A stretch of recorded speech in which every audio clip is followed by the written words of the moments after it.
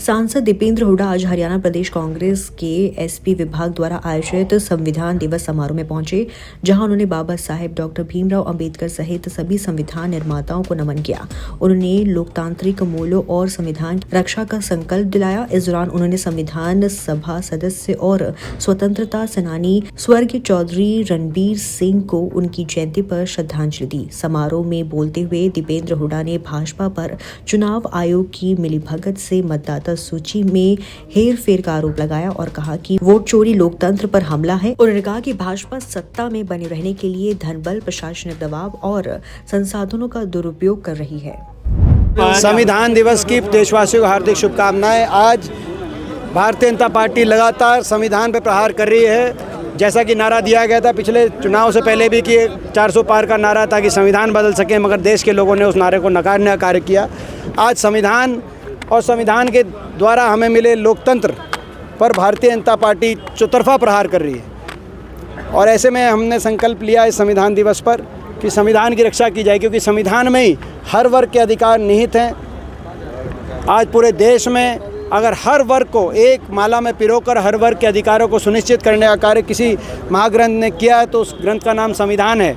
और इसीलिए मैं समझता हूं कि आज कांग्रेस पार्टी ने संविधान दिवस पे यहाँ पे एक संकल्प लिया। कृष्ण बेदी पानीपत आए थे, उन्होंने कहा था वोट चोरी एक व्यक्तिगत मामला है। देखिए,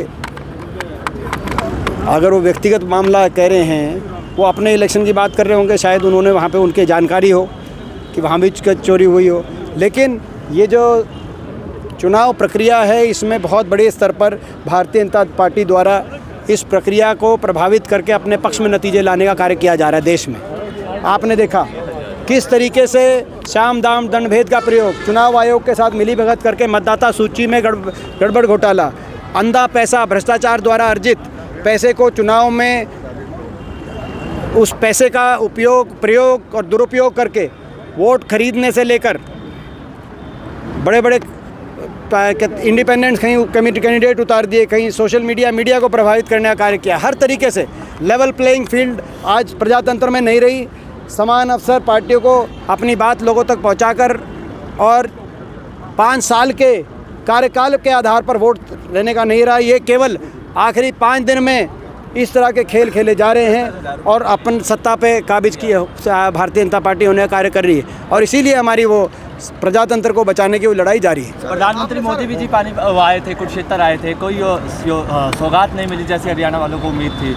आज वो तो कब 11 साल ही नहीं मिली, 12 साल नहीं मिली, तो अब तो क्या कितनी बार आते हैं, कोई अब तो उम्मीद ही नहीं बची। हरियाणा वालों को कोई उम्मीद नहीं थी, आपको होगी और ये लड़ाई आपको बचाने के लिए, क्योंकि अगर प्रजातंत्र अगर ख़त्म हो गया, प्रजातंत्र और संविधान अगर नहीं रहा और प्रजातंत्र खत्म हो गया तो कहीं ना कहीं आने वाले समय में पत्रकार साथियों क्या भविष्य रहेगा उसकी भी हमें चिंता है। संविधान ने आज दोबारा हुंकार भर पर आपने जिलाध्यक्ष आए हैं ग्रामीण में, शहरी में, तो क्या सब रणनीति तैयार हो रही है कि क्या आप लोग करना जा रहे हैं? आप क्या देखिए, आने वाले समय में मिलजुल कर कांग्रेस पार्टी के लिए दोबारा हम लड़ाई लड़ेंगे और प्रदेश को बचाने के लिए संघर्ष, हर वर्ग की लड़ाई और लड़ी रहे हैं, हर वर्ग की लड़ाई लड़ी रही है कांग्रेस पार्टी। आज आपने देखा, आखिर में आज आपने देखा, हम श्रद्धांजलि देते हैं हमारा एक हीरा जैसा इस प्रदेश का बेटा हार्दिक लाखन माजरा गांव से, जो नेशनल बास्केटबॉल टीम के अंदर इनका सिलेक्शन हो गया था। लेकिन आज सरकार की बेरुखी, 11 साल से जो स्टेडियम बने थे, खेल स्टेडियम हमारी सरकार में, उनमें 1 रुपया उन स्टेडियम के देख रेख के लिए, रख रखाव के लिए नहीं दिया गया सरकार द्वारा।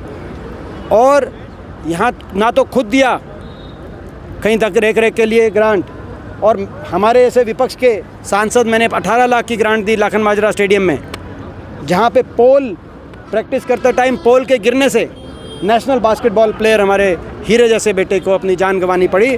और 18 लाख को भी पिछले 3 साल से लगने नहीं दिया सरकार ने, क्योंकि विपक्ष के हम सांसद हैं, हम इनके टारगेट पे रहते हैं। हमारे सांसद कोटा भी जो समय पे लगना चाहिए नहीं लगाते।